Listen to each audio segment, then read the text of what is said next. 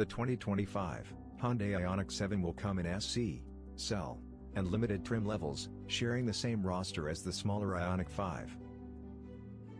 The Hyundai Ioniq 7 has a revolutionary design and technology. Although huge bus doors and furniture-like seats are desirable elements, the concept of a spacious room with flexible layout is considered. The Ioniq 7 concept appears to be a long way off production. We expect Hyundai to put a name on a huge all-electric SUV that seats 7 or 8 people. The Ioniq 7 concept offers the largest interior space possible when a 3-row SUV body is paired with a flat floor.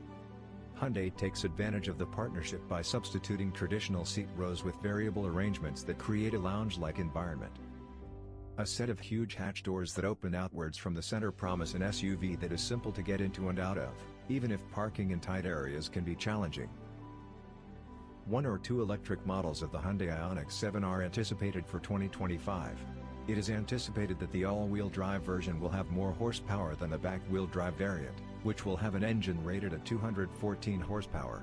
With the entry-level configuration, the Ioniq 7 is anticipated to have a range of 230 miles, while the long-range model will have a range of 300 miles.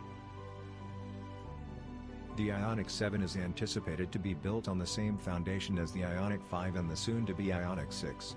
Customers will be able to charge the Ioniq 7 using thousands of Electrify and over 12,000 Tesla chargers when it arrives in the US with a NOx charging connection. The newest safety measures are available in the electric vehicle, EV, Hyundai Ioniq 7. The safety features of the Hyundai Ioniq 7 2025 include 7 airbags, surround view monitoring, level 2 autonomous driving, smart cruise control, lane keeping assistance, front collision avoidance assistance, and smart speed limit assistance.